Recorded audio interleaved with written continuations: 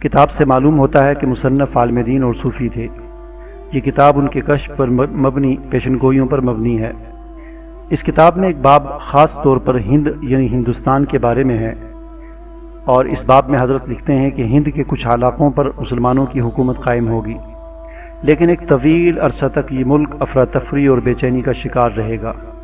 اس کی جو وجہ اس کتاب میں بیان کی گئی ہے وہ بہت ہولناک ہے۔ حضرت لکھتے ہیں کہ اس علاقے کے مسلمان خنزیر نما خوراک کھانے کے عادی ہوں گے، اور یہی سبب ہوگا کہ وہ بتدریج دین سے دور ہوتے جائیں گے۔ یہ بہت عجیب بات تھی، کیونکہ پاکستان میں لوگ بظاہر ایسی کوئی چیز نہیں کھاتے۔ 2011 میں یونیورسٹی آف میشیگن کے پروفیسر اسٹارٹ جونز،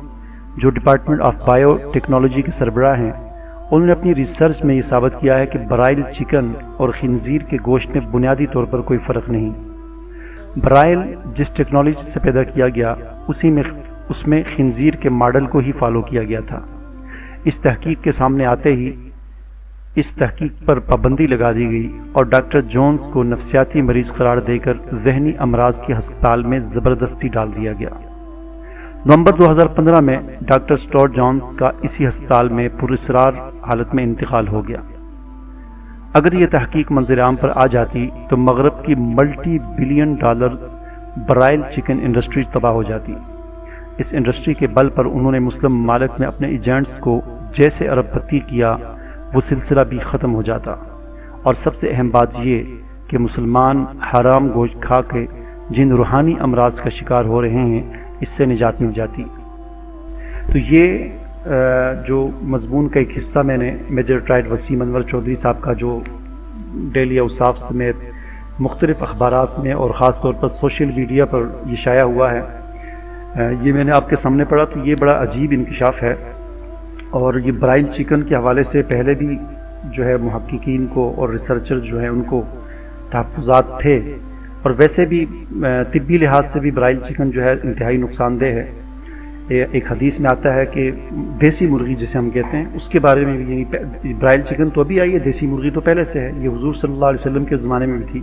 اور ایک حدیث ہے جس کا مفہوم یہ ہے کہ جس میں بتایا گیا ہے کہ جب بھی تم نے یعنی مرغی کھانی ہو،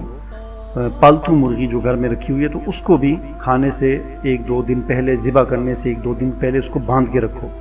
اور اس میں حکمت یہ بتائی گئی ہے، اس کی حکمت یہ ہے کہ مرغی ویسے عام طور پر یعنی ہر قسم کی چیزیں کھاتی ہے، کیڑے بھی کھا لیتی ہے،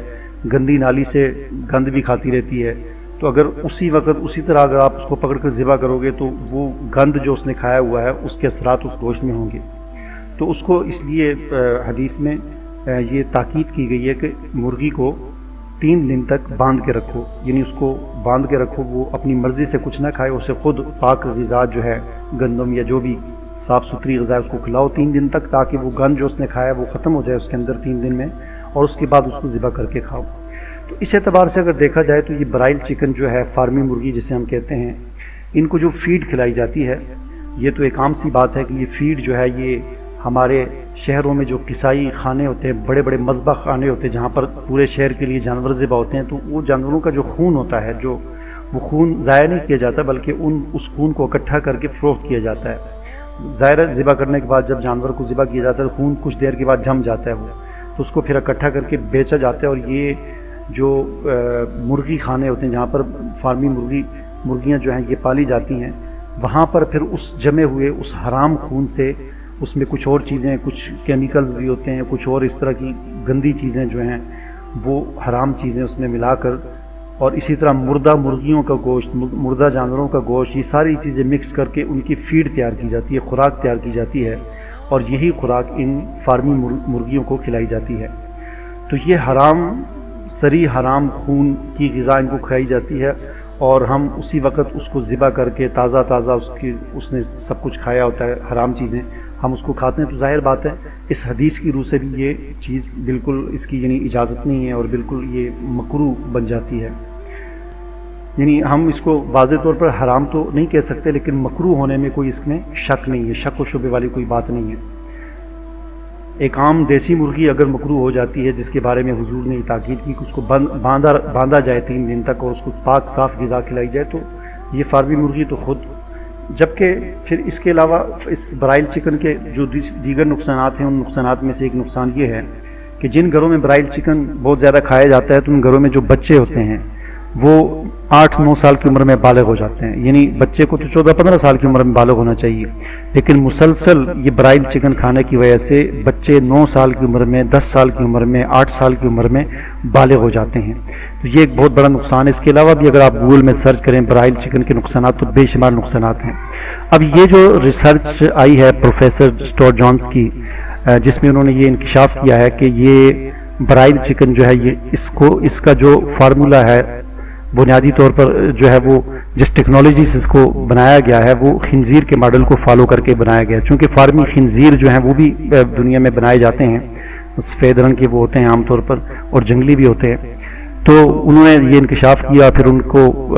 گرفتار کر لیا گیا، پاگل قرار دے کر اسپتال میں داخل کر دیے گا پاگلوں کے، پھر اس کو پرشرار طور پر ان کی ہلاکت بھی وہاں پر ہو گئی اور اس طرح اس تحقیق کو دبا دیا گیا۔ اور اسی طرح پھر یہ جو کتاب ملی ہے اس میں جو پیشن گوئی ہے بزرگ جن کا ذکر ابھی کیا ہے عبداللہ بن طاہر البغدادی الرضوی، تو انہوں نے جو پیشن گوئیاں کی تھیں ان میں سے ہندوستان میں جو ایک الگ مسلمانوں کی حکومت قائم ہوگی پاکستان، اس کے حوالے سے انہوں نے تحقیق کی کہ وہاں پر جو ایک بے دینی ہوگی اور ایک طویل عرصے تک افراتفری ہوگی، اس کی وجہ بھی یہی ہوگی کہ لوگ خنزیر نما ایک خوراک کھانے کے عادی ہوں گے۔ ظاہر بات اس وقت تو یہ مرغی نہیں تھی، تو انہوں نے اس پیشن گوئی میں یہ پیشن گوئی کی ہے کہ خنزیر نما، خنزیر سے ملتی جلتی، اور اب آ کر یہ پروفیسر یونیورسٹی آف میشیگن کے پروفیسر نے اس بات کو یہ مطلب انہوں نے کہہ دیا کہ یہ برائل چکن جو ہے یہ خنزیر نما ہے اور خنزیر کی طرح اس کا جو ہے فارمولہ ہے۔ یہ بڑی ہمارے لیے ایک عجیب بات ہے، تو اس میں ہمیں ویسے بھی احتیاط کرنی چاہیے۔ جیسا کہ میں نے کہا کہ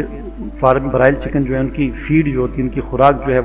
وہ تو صاف طور پر قطعی طور پر حرام چیزوں سے تیار کی جاتی ہے اور وہ ان کو کھلائی جاتی ہے، اور وہ اسی وقت ہم تازہ اس کو ذبح کر کے کھاتے ہیں، تو یہ بھی اس اعتبار سے یہ ایک غلط بات ہے۔ تو اللہ تعالیٰ سے دعا ہے کہ اللہ تعالیٰ ہماری حرام سے حفاظت فرمائے، آمین۔